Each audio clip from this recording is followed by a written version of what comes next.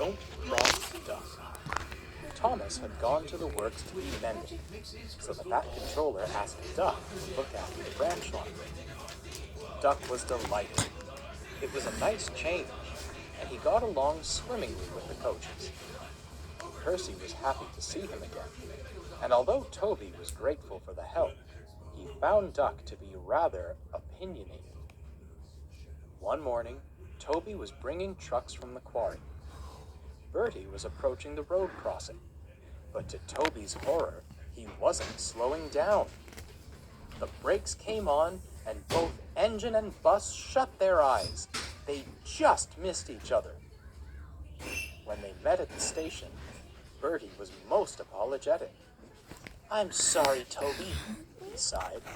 "I've got a new driver, you see. He seems to think I can beat you to the crossing." "That's all right," Toby smiled. "I just hope he doesn't put you in danger like that again." Duck arrived with Annie and Clarabelle. He'd heard everything. "Didn't your driver see the crossing gates, Bertie?" "There are no gates," Toby replied. "It's—" Duck gasped. "How can you run on a line with no gates? It isn't dignified. Otherwise, those road vehicles wouldn't know to stop." "I know when to stop, thank you," scowled Bertie. "It's for your safety as well as ours, Bertie," replied Duck. "Accidents cause problems for all of us. The Fat Controller needs to put up gates at once.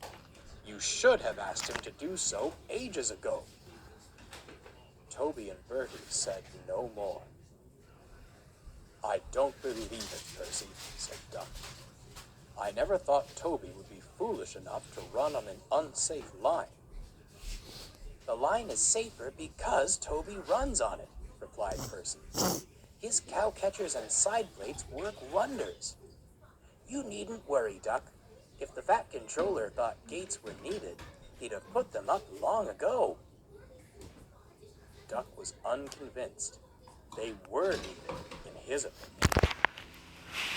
Recently, one of the level crossings had been having issues with its gates. Sometimes they worked as intended. Others, they stuck, no matter how hard the signalman pulled the lever.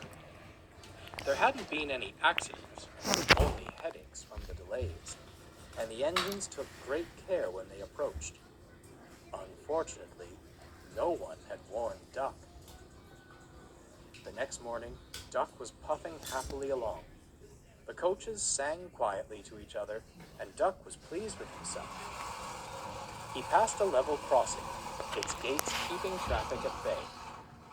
"Now that's the way," he thought, "just like a proper railway." At the troublesome crossing, the cars and trucks had passed safely through. A new signalman was on duty. He pulled the lever and went back to his coffee. He didn't notice the gates had stuck. Duck soon approached the gates, but he didn't worry. They'll open, he smiled. But they didn't. They're sure to open.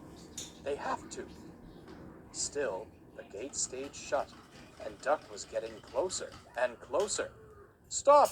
Stop!" he cried. His brakes screeched and his whistle blew, but it was too late. Crash!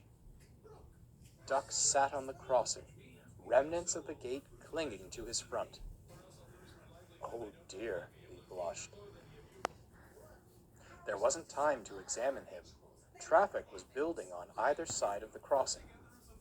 Percy had to pull him to the next station. When they arrived, Toby and Bertie were there.